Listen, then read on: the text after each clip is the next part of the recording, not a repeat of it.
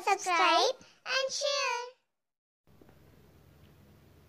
चाननपुर नामक गांव में चमेली नाम की एक महिला रहती थी, जिसके पति का नाम माधो था। चमेली अपने पति से खूब लड़ती झगड़ती और उस पर अपना रौब झाड़ती थी। दोनों की एक पुत्री भी थी, जिसका नाम चांद कुमारी था। चांद कुमारी देखने में बहुत ही सुंदर थी। इतनी सुंदर व योग्य होने के बावजूद भी कोई उससे शादी नहीं करना चाहता था। इसका एकमात्र कारण थी चांद कुमारी की माँ चमेली। गांव में हर कोई चमेली के झगड़ालू व्यवहार के बारे में जानता था। वहीं तेनालीराम अपनी बुद्धिमानी के कारण बेहद प्रसिद्ध थे। उनकी इस प्रसिद्धि के कारण कई लोग उनसे जलते भी थे। एक दिन ऐसी ही ईर्ष्या करने वाले लोगों में से एक व्यक्ति उनके घर आया। वह तेनाली से कहने लगा कि चाननपुर गांव में चांद कुमारी नाम की बहुत ही रूपवती लड़की रहती है। यह उस सुंदर कन्या का रिश्ता तेनालीराम के भाई के लिए लेकर आया है। वह आदमी चाहता था कि विवाह पश्चात चांद कुमारी भी अपनी माँ की तरह अपने पति पर रौब झाड़े और उसे डरा कर रखे। यह सोच मन में लिए ही वह तेनाली के यहाँ आया था, लेकिन वह इस बात से अनजान था कि तेनालीराम का कोई भाई था ही नहीं। तेनालीराम को उस आदमी की खराब नीयत का पता शुरू में ही लग चुका था, क्योंकि वे भी चमेली की झगड़ालू आदत के बारे में पहले से ही जानते थे। तेनाली ठहरा अति बुद्धिमान। उसने नाटक करते हुए लड़की के बारे में और जानकारी ली।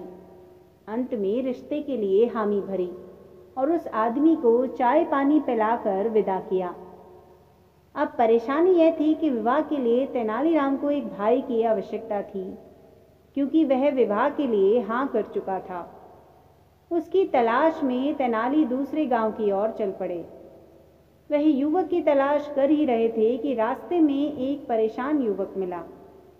जब तेनालीराम ने उसकी परेशानी का कारण पूछा तो उसने जवाब दिया कि मैं काम की तलाश में हूँ, क्या आपके पास मेरे लिए कोई भी काम होगा?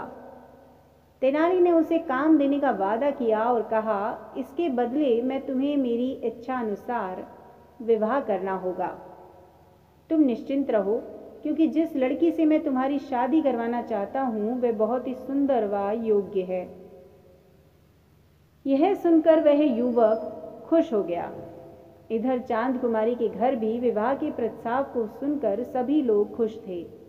जल्दी से पंडित को बुलाकर विवाह की तारीख पक्की की गई और तैयारियां शुरू हो गई। बड़ी धूमधाम से चांद कुमारी का विवाह संपन्न हुआ। विदाई का समय आया तो चांद कुमारी की माँ चमेली ने अपनी पुत्री के कान में कहा, बेटी, मैं तुम्हारे पिता को रोज डरा धमका कर अपने नियंत्रण में रखती हूँ। अगर तुम भी शुरुआत से ही अपने पति पर रौब झाड़ोगी तो तुम्हारा पति भी तुम्हारे नियंत्रण में रहेगा। चांद कुमारी ने अपनी माँ की बात को ध्यान से सुना और उनकी बात मान ली।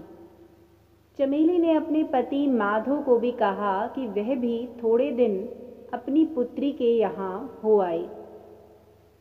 धीरे धीरे समय बीता और चांद कुमारी को यह एहसास हुआ कि उसके पति व तेनालीराम बहुत ही अड़ियल व रूखे स्वभाव के हैं, लेकिन फिर भी वह किसी न किसी बात पर हर रोज अपने पति से लड़ ही लेती थी और अपने गुस्से का प्रदर्शन भी कर देती थी। इधर माधो भी वहीं रह रहा था, तो तेनालीराम ने उसे दूध, घी, बादाम आदि पौष्टिक भोजन खूब खिलाया और कुछ ही महीनों में उसे तगड़ा बना दिया।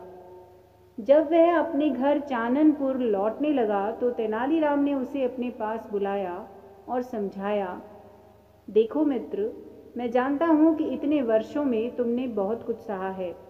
अगर तुम शुरुआत से ही अपनी पत्नी से डरने के बजाय उसके गुस्से और बातों का उल्टा जवाब देते और उसे समझाते तो आज यह नौबत नहीं आती। इसलिए अब वक्त आ गया है जब तुम्हें हिम्मत दिखाकर अपनी पत्नी के गुस्सैल स्वभाव को ठीक करना होगा। अब तुम्हें खुद पता है कि तुम्हें क्या करना है। तुम्हें खुद ही अपनी मदद करनी होगी।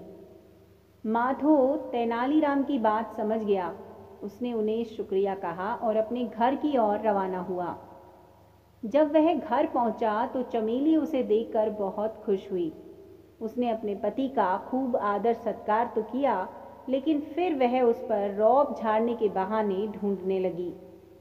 ऐसा सोचते हुए वह जैसे ही अपने पति पर चिल्लाने के लिए आगे बढ़ी कि इतने में उसके पति ने उसे खरी खोटी सुनाना शुरू कर दिया। वह उस पर खूब गुस्सा करने लगा। उसकी बातें सुनकर सारे पड़ोसी वहां आ गए। सबने माधो को शांत करने की कोशिश की, लेकिन माधो का गुस्सा 7वें आसमान पर था। इतनी बातें सुनकर चमेली को सबक मिल चुका था। उसकी आंखें भर आई थी। उसे पता चल गया था कि जब कोई किसी को बुरा बोलता है या उसका सम्मान नहीं करता तो कितना दुख होता है। थोड़ी देर में माधो का गुस्सा भी शांत हो गया और उसने चमेली से माफ़ी मांगी और कहा कि उसने यह तो सिर्फ उसे सबक सिखाने के लिए किया था। अब चमेली भी पूरी तरह बदल गई थी और उसने भी अपने बुरे बर्ताव के लिए माधो से माफ़ी मांगी।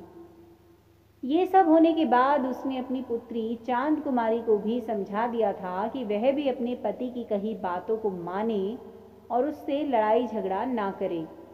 साथ ही उसने अपनी बेटी को यह भी कहा कि किसी भी रिश्ते में स्नेह और सम्मान होना बहुत ज़रूरी है। अपनी माँ से यह सब सुनने के बाद चांद कुमारी भी अपने पति के साथ आदर सम्मान और खुशी खुशी अपना जीवन व्यतीत करने लगी। तो इस कहानी से हमें क्या शिक्षा मिलती है? इस कहानी से हमें यह सीख मिलती है कि हमें कभी भी अपने माता पिता, भाई बहन, दोस्तों व प्रियजनों को कम नहीं आंकना चाहिए, बल्कि उनके साथ प्रेम व विश्वास से अपना जीवन खुशी खुशी बिताना चाहिए। किसी भी रिश्ते में आपसी समझ और मान सम्मान बेहद ज़रूरी होता है।